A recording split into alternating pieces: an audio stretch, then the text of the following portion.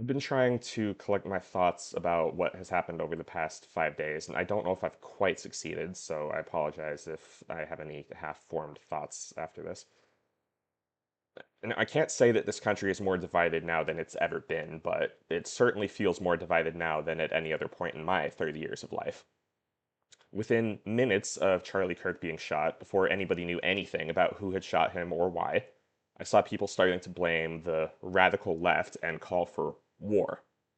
And as more information has come out about the shooter, what I saw from all prominent leaders on the left was consistent, unequivocal condemnation of the assassination, and reminders that political violence is not what our movement does and is harmful to the entire country.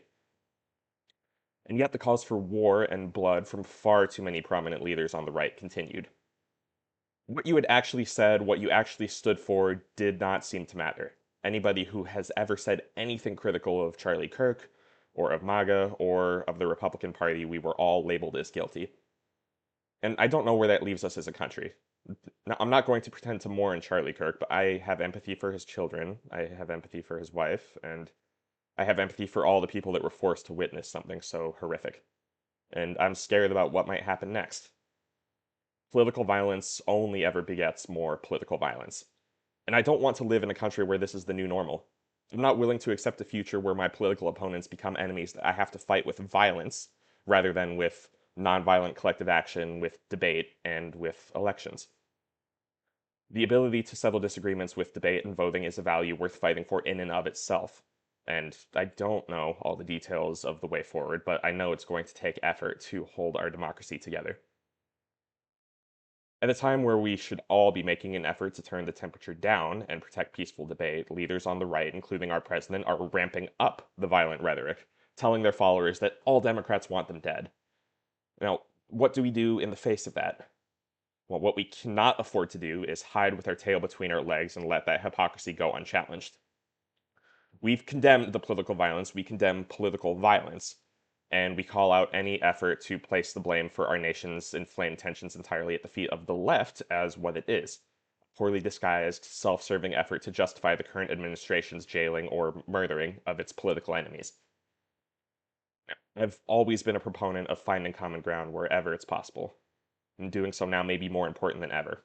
I don't want to compromise my values, and I hope that those around me can help keep me accountable to doing that.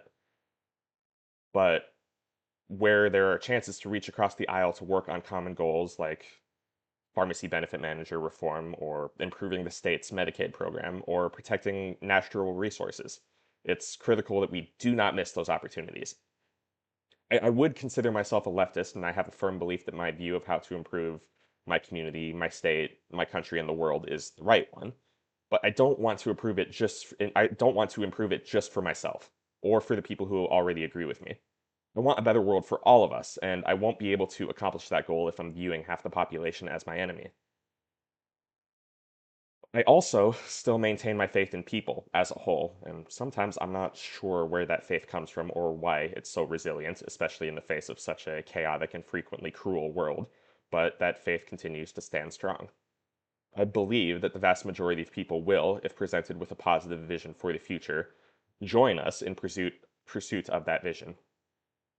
Doing so is not always going to be easy, and there is going to be a lot of having to meet people where they are, addressing their immediate needs, and counteracting existing dominant narratives about big picture change. But I believe it can be done. The people in the middle, such as the average corporate office worker, blue collar mechanics, the people living in the poorest black and brown neighborhoods that don't feel like either party has ever had their best interests in mind, most of them won't listen to us if they see us as malicious, cynical, or celebrating loss of life. Now, what I'm not going to do is ask anybody who has been hurt by Charlie Kirk's rhetoric or by the alt right or MAGA to mourn him or to change how they talk about the impact that rhetoric has had on this country. We owe it to ourselves to see the world as it is and to debate honestly. All I'm going to ask is two things: that you do not celebrate a brutal murder, and that you help me present a vision of the future where violence like what happened that day, where in addition to Charlie Kirk being killed, we experienced yet another school shooting, this time at a Denver high school, is a thing of the past. A future where we've actually come together and realize that we are all passengers on spaceship Earth and that there is far more that unites us than that separates us.